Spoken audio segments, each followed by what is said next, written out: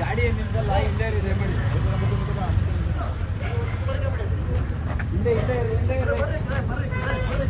ಹಿಂದೆ ರೀ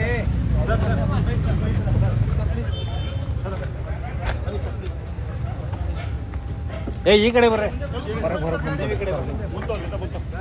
ಗಾಡಿ ಮುಂತೋರಿ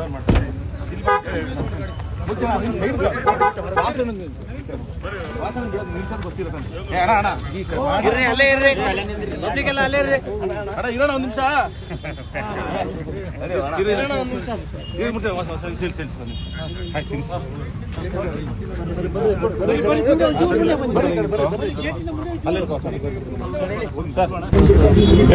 ಬೇಲ್ ನನಗೆ ಸುಪ್ರೀಂ ಕೋರ್ಟ್ ನನಗೆ ಬೇಲ್ ಕೊಟ್ಟಿದೆ.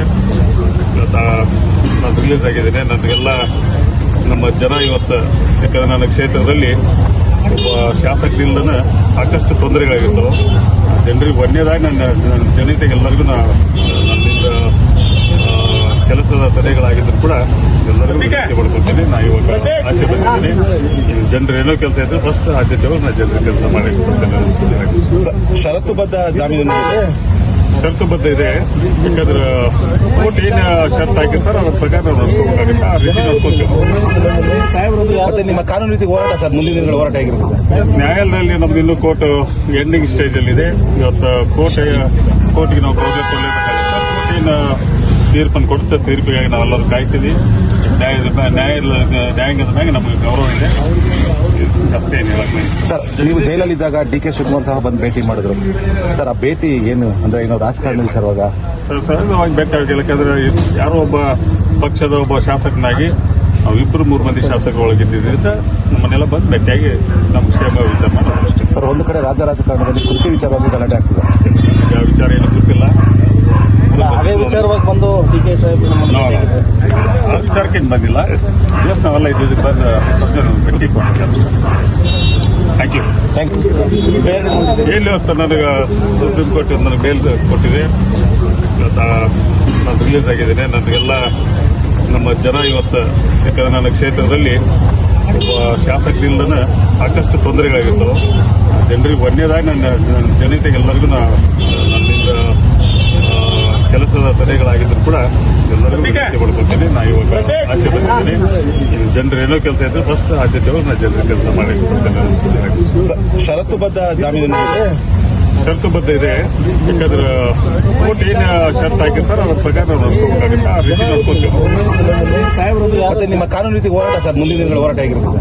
ನ್ಯಾಯಾಲಯದಲ್ಲಿ ನಮ್ದು ಇನ್ನೂ ಕೋರ್ಟ್ ಎಂಡಿಂಗ್ ಸ್ಟೇಜ್ ಅಲ್ಲಿ ಇದೆ. ಇವತ್ತು ಕೋರ್ಟ್ಗೆ ನಾವು ಗೌರವ ಕೊಡಲೇಬೇಕಾಗುತ್ತೆ. ಕೋರ್ಟಿನ ತೀರ್ಪನ್ನು ಕೊಡುತ್ತೆ. ತೀರ್ಪಿಗಾಗಿ ನಾವೆಲ್ಲರೂ ಕಾಯ್ತೀವಿ. ನ್ಯಾಯಾಂಗದ ಮ್ಯಾಗೆ ನಮಗೆ ಗೌರವ ಇದೆ.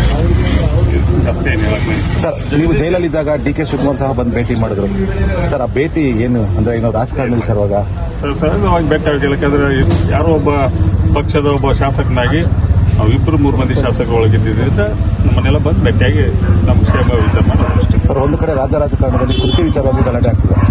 ಯಾವ ವಿಚಾರ ಏನೂ ಗೊತ್ತಿಲ್ಲ.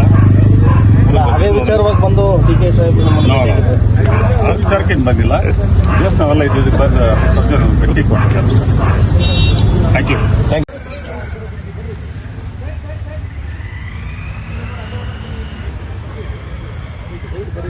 ಹಿಂದೆ ಸರ್ ದಯಮಾಡಿ ಗಾಡಿ ನಿಲ್ಸಲ್ಲ ಹಿಂದೆ ಸರ್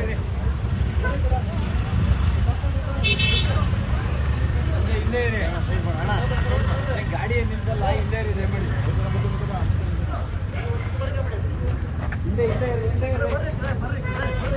ಹಿಂದೆ ಇರ್ರಿ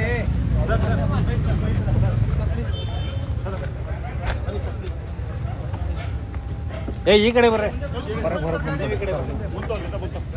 ಗಾಡಿ ಮುಂತೋರಿ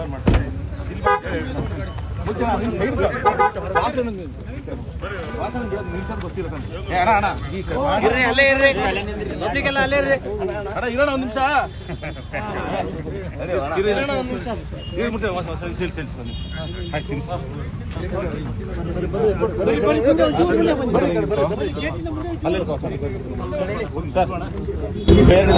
ಇವತ್ತು ನನಗೆ ಸುಪ್ರೀಂ ಕೋರ್ಟ್ ನನಗೆ ಬೇಲ್ ಕೊಟ್ಟಿದೆ.